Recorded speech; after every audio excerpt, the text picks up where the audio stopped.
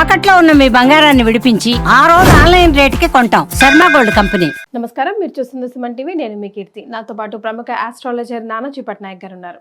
నమస్తే గురుగారు. శ్రీమాత్రే నమః. శ్రీమాత్రే నమః.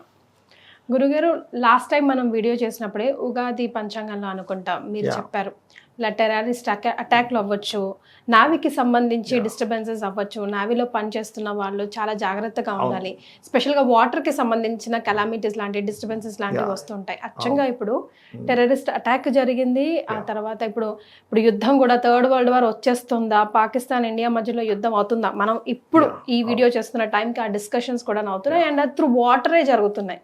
సో వీలవుతే నాకు మనం డిస్కషన్లో జరిగిన వీడియో కూడా నేను ప్లే చేస్తాను సైడ్కి. సో మరి నెక్స్ట్ ఏం జరగబోతుంది, ఇంకా ఎలాంటి డిస్టర్బెన్సెస్ క్రియేట్ అవుతున్నాయి, దీనికి సొల్యూషన్ వస్తుందా, ఇలాగే యుద్ధ వాతావరణమే ఉంటుందా గురుగారు?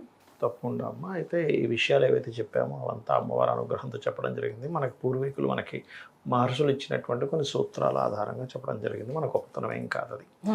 అయితే ఇక్కడ నేను చెప్పేది ఏంటంటే, మనకి పెహల్గాం దాడి మంగళవారం జరిగింది కాబట్టి మొట్టమొదటిగా అందరూ జాగ్రత్త పడవలసింది ఏంటంటే, సెకండ్ టైం రిపీట్ అవుతుంది. ఓకే. సో ఖచ్చితంగా మళ్ళీ టెర్రరిస్ట్ అటాక్ అయ్యే అవకాశం ఉందంటున్నారు. హైదరాబాదు, కేరళ ఇట్లాంటి ప్రాంతాలు, సముద్ర తీర ప్రాంతాలు, వాటర్ ప్లేసెస్లో లేదా ఇప్పుడు మనకి అమర్నాథ యాత్ర ప్రారంభిస్తున్న సరస్వతి పుష్కరాలు, ఎగ్జాక్ట్లీ సరస్వతి పుష్కరాల దగ్గర కూడా కొన్ని తొక్కిసలాటలు కావచ్చు, కొన్ని అటాక్లు కావచ్చు జరిగే ఛాన్సెస్ ఎక్కువగా ఉన్నాయి. సో చాలా జాగ్రత్తగా ఉండాలి. ఇది మెయిన్గా గుర్తుపెట్టుకోండి. మరి దీనికి ఏమిటంటే పరిష్కారం? ఇప్పుడు వెళ్లకుండా ఉండలేరుగా బయటికి.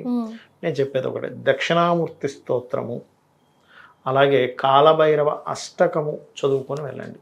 లేదా ఓం కాలభైరవాయ నమః, లేదా దిగంబర దిగంబర శ్రీపాదవల్లభ దిగంబర అనే నామం మిమ్మల్ని ఖచ్చితంగా రక్షిస్తుంది. రెండు.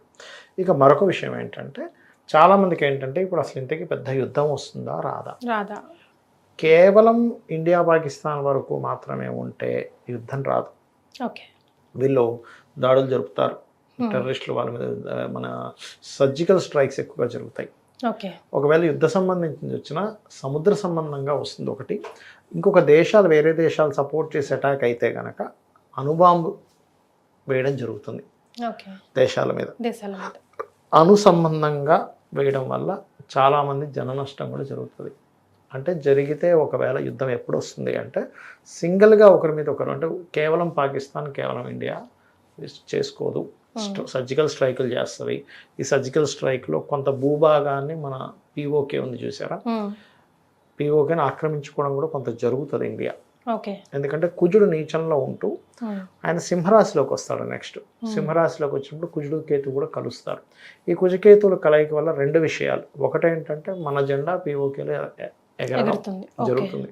రెండవది, ఈ కేతు ఎప్పుడైతే సింహరాశిలోకి వస్తాడో, మనం గతం 40 రోజుల క్రితం కూడా చెప్పుకున్నాం, 40 రోజులు దాటిపోయింది. ఏమని చెప్పుకున్నామంటే, ఆల్మోస్ట్ ఈ కేతు ఎప్పుడైతే వస్తున్నాడో కొన్ని పార్టీల్లో విభజనలు జరుగుతాయి. పార్టీల్లో విభజనలు, ఒక పార్టీ 2 ముక్కలు కావడం, లేదా ఒకే పార్టీలో ఉండేటువంటి కుటుంబ సభ్యులు ఇంకొక పార్టీ లాగా విభజించుకోవడం, సీఎం పిఎం లెవెల్లో ఉండేటువంటి వారి యొక్క ఈ 1.5 year రాబోయే 1.5 yearలో కూడా వాళ్ళ పదవులు మారడం, సీఎంని పిఎంని మార్చేయడం కూడా జరిగే ఛాన్సెస్ ఉంటుంది. పిఎం వరకు చెప్పలేం కానీ సీఎం విషయంలో మాత్రం ఖచ్చితంగా చూపిస్తుంది. అలాగే మరొక విషయం ఏంటంటే, ఈ సమయంలో కేతు ఎప్పుడైతే సింహరాశిలోకి ఎంటర్ అవుతాడో కొన్ని మంచి కూడా ఉంటుందండి. ఎలాంటిది అది అంటే, మీరు కనుక చూసినట్లయితే 1.5 year బ్యాక్ మనం ప్రిడిక్షన్ ఇచ్చాం. మనం అంటే గొప్పతనం ఏం లేదు, నాది అమ్మవారి అనుగ్రహం. కన్యారాశిలో కేతు వస్తున్నాడు, భూ సంబంధించిన స్ట్రక్ అయిపోతాయని చెప్పుకున్నాం. ఎందుకంటే కన్యారాశి ఈజ్ భూతత్వ రాశి యాజ్ పర్ ఆస్ట్రాలజీ పరంగా.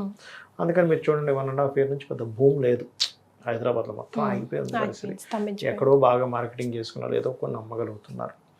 ఎప్పుడైతే కన్యారాశి నుంచి కేతువు మారుతాడో ఇట్ గివ్స్ మళ్ళీ రైజ్. ఎప్పుడైతే కేతువు కన్య నుంచి మారి సింహంలోకి వెళ్తాడో, ఇప్పుడు చూడండి ఈ 3 సంవత్సరాలుగా 60,000 ఉన్నటువంటి బంగారం 1,00,000కి చేరుకుంది. 1,00,000కి చేరుకున్న బంగారం కొంత అక్కడ స్థిరంగా నిలబడడం, ఆగడం, కొంచెం తగ్గడం లాంటివి జరుగుతాయి. ఎందుకంటే సింహరాశి లేదా సూర్యుడు బంగారానికి కారకుడు. మీరు ఎవరికైనా జన్మజాతకంలో చూడండి, వాళ్ళకి సన్ బాగున్నాడు అనుకోండి, వాళ్ళు బంగారం విపరీతంగా కొంటారు. సన్ పాడయ్యాడు అనుకోండి, బంగారం కొనలేకపోతుంటారు, బంగారం తాకట్టు పెట్టాల్సి వస్తూ ఉంటుంది. మీకు అందుకే సూర్యుడి నుంచి దశమ స్థానంలో కేతు సంచరించాడు ఒకనొక సమయంలో. ఆ 4 ఇయర్స్ ఏంటంటే మీకు దాదాపుగా ఒక 5,000, అంటే అప్పట్లో ఉండే రేటే 18,000 అలా ఉన్న రేట్ సమయంలో ఒక్కసారిగా ఒక 5-6 వేలు ఒక 4-5 సంవత్సరాల్లో తగ్గిపోయింది. అంటే అప్పట్లో ఒక ఆల్మోస్ట్ 30 to 50% తగ్గింది. అలా ఇప్పుడు కొంచెం ఆగుతుంది బంగారం సంబంధించినటువంటిది. మీకు నెక్స్ట్ మే 15 జూన్ తర్వాత నుంచి, మే 15 నుంచి స్టార్ట్ అవుతుంది ఆగడం అనేది కొంతవరకు. జూన్ నుంచి ఇంకా బాగా ఆగుతుంది. ఎంత రైజ్లో వెళ్తున్నటువంటిది కొంత స్ట్రక్ అవుతుంది బంగారం. మరలా ఎప్పుడు బంగారం ఆగుతుంది అనేది కూడా ఇప్పుడే చెప్తున్నాను, గుర్తుపెట్టుకోండి. ఇక్కడ నుంచి సరిగ్గా 4.5 సంవత్సరాల తర్వాత, ఈ వీడియో రికార్డ్ చేసి పెట్టుకోవచ్చు, 4.5 సంవత్సరాల తర్వాత 1 సంవత్సరంన్నర పాటు బంగారం ఎక్కడో తారాస్థాయిలో ఉన్నటువంటిది డౌన్కి వస్తుంది, పూర్తిగా మళ్ళీ దిగుతుంది. ఇప్పుడు చరిత్రలో లేని విధంగా ఎందుకంటే ఇప్పుడు ఒకసారి ఉంది, మళ్ళీ అప్పుడు ఒకసారి ఉంది. ఓకే, అప్పుడు డౌన్ ఫాల్ ఉంది, రేస్ కాదు గురుగారు. ఇంకా 1,00,000 దాటడానికి 4.5 years తర్వాత మరలా ఇప్పుడు ఈ జూన్ నుంచి కొంత ఆగుతుంది. అంటే ఇప్పుడు 80 వరకు కూడా వస్తుందని అంటున్నారు. అంటే ఎందుకంటే ఇప్పుడు ఈ అసలు ఏంటంటే అంత ఘోరంగా పెరిగిపోయింది, అసలు ఎప్పుడు చూడలేదు. అంటే బంగారు వ్యాపారం చేసే వాళ్ళకి, ఇన్వెస్ట్మెంట్ చేసే వాళ్ళకి చాలా మంచిదే. కానీ పాపం అమ్మాయి పెళ్లి చేద్దాం అనుకుని డబ్బులు పెట్టుకుని, అయ్యో ఏంటి 1,00,000 అయిపోయింది, 60,000 వస్తుంది అనుకుంటే 1,00,000 అయిపోయింది.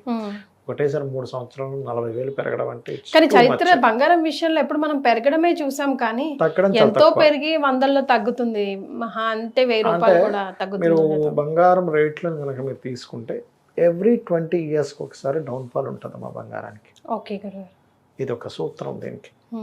కాబట్టి ఉంటుంది, ప్రతిదానికి ఒక హై వెళ్తుంది. కాకపోతే ఏంటంటే బంగారం అనేది ఎంతో పెరిగి కొంత తగ్గుతుంది కదా మ్యాటర్. డ్రాస్టిక్ గా అమ్మా అనుకునే విధంగా తగ్గదు. ఎందుకంటే బంగారం ఒక ఇన్వెస్ట్మెంట్, బంగారం ఒక వాళ్ళ ప్రెస్టేజ్ ఇష్యూ, లేడీస్కి ప్రత్యేకంగా. వాళ్ళకి ఏంటంటే మనం ఎన్ని కొన్నా పెరగవు, కానీ బంగారం కంటే పెరుగుతుంది.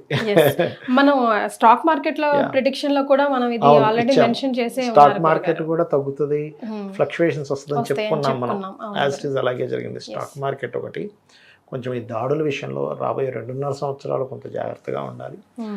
ఇతర దేశాలు కనుక ఇన్వాల్వ్ అయితే అణుబాంబు ప్రయోగం జరగనుంది. సో చాలా కేర్గా ఉండాలి మనం.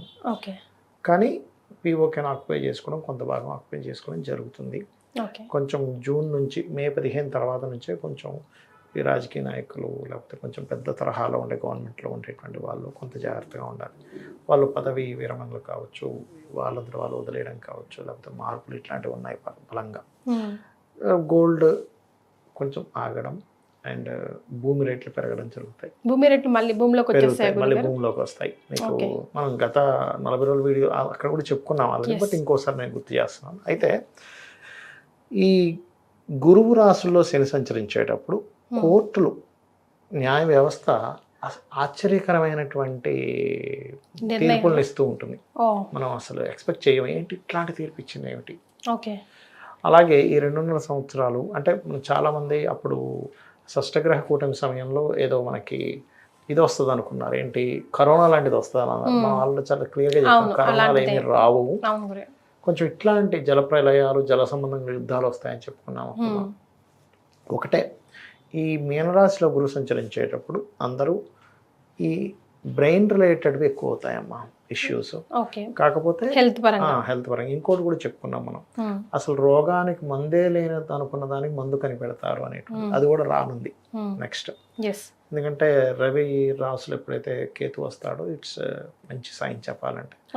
కాకపోతే ఇక్కడ కొంచెం ఈ ఆటిజము, బ్రెయిన్ స్ట్రోక్స్ పెరుగుతాయి, ఈ కేసెస్ పెరుగుతాయి. కాబట్టి అందరూ కూడా కాస్త ఈ కొలెస్ట్రాల్ పెరిగేటువంటివి, కొలెస్ట్రాల్ ఎక్కువైతేనే ఇట్లాంటివన్నీ వస్తుంటాయి. హార్ట్ స్ట్రోక్ కానీ, బ్రెయిన్ స్ట్రోక్ కానీ, ఇవి కొంచెం చూసుకోవాలి.